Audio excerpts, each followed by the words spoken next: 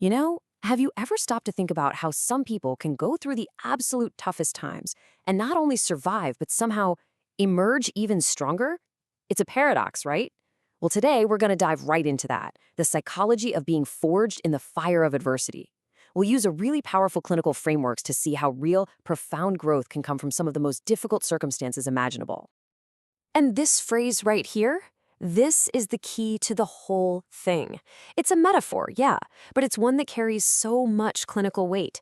It's about a group of people who didn't just get through a hostile environment. No, they were fundamentally changed by it.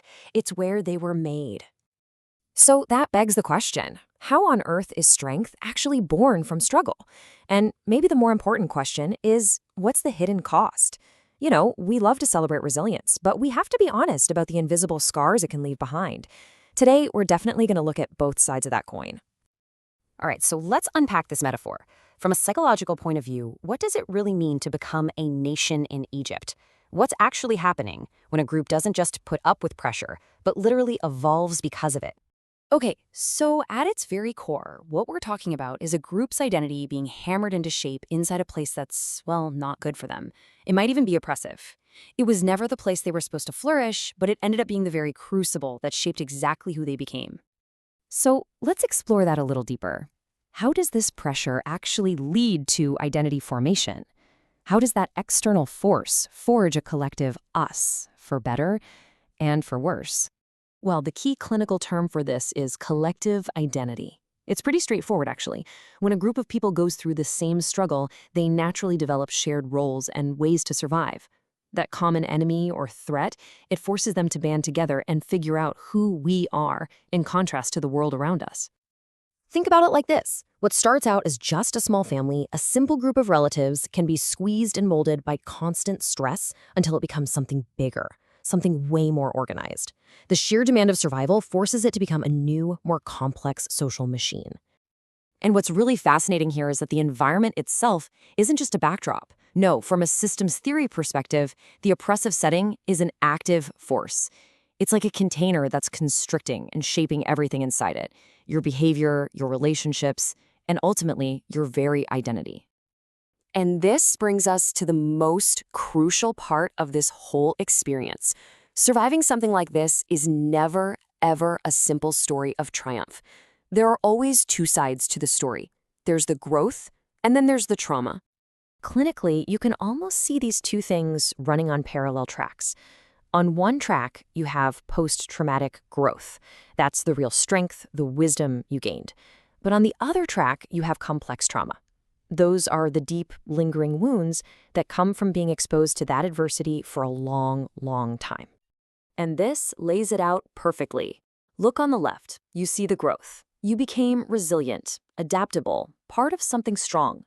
But then look on the right, and you see the trauma, the unresolved stuff, the behaviors rooted in fear, and those coping mechanisms that were essential for survival but might not be helping you anymore. And this, right here, is the absolute key takeaway. The fact that you got strong does not magically erase the harm that was done to you. It's so important to acknowledge your own resilience, but that never ever cancels out the need to heal from the trauma that built it. Which leads us to maybe the most critical insight of all, the need to separate the place where we were formed from the place where we are meant to thrive. I want to just let that sink in for a minute. Just because you developed or grew or simply survived inside a system, that is not an endorsement of the system. It doesn't mean it was healthy or right or good. Survival doesn't equal approval.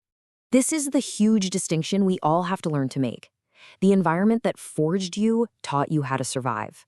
But the environment where you're meant to actually live, to be healthy and function well, that might require a totally different set of skills. Skills that can feel completely alien after everything you've been through. So, you see, once you're out of that formative but damaging system, that's when the real work starts. It's the work of untangling your true self from your survival self. It's the work of rebuilding healthy boundaries.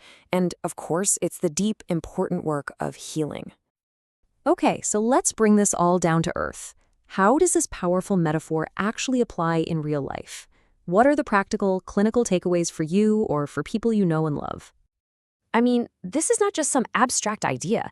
This applies to anyone who had to build their strength inside an abusive family, or a high control group or religion, a rigid institution, a soul crushing high pressure job, or a controlling relationship. If you had to learn how to be tough in a place that was actively harming you, this framework is for you. So, the goal in therapy is really about two things. First, it's about validating and normalizing the incredible strengths you built. Seriously, you are resilient for a reason. And second, it's about helping you gently untangle your core identity from the roles you were forced to play just to make it through the day. And this right here is a roadmap for that healing. Step 1, validate your resilience. Own your strength, but don't ever downplay the pain. Step 2, analyze your adaptations. Which survival skills are still useful and which ones are holding you back? Then you work on differentiating your identity from those old roles. From there, you can really begin to address the root trauma. And finally, and this is so important, you reinforce the truth that just because you grew there doesn't mean you owe that place anything. You are free. So, we'll end with this question just for you to reflect on. We have to acknowledge the past, of course, but it absolutely does not have to be our destination. Understanding where you were formed is the first powerful step toward consciously choosing where you are truly meant to be.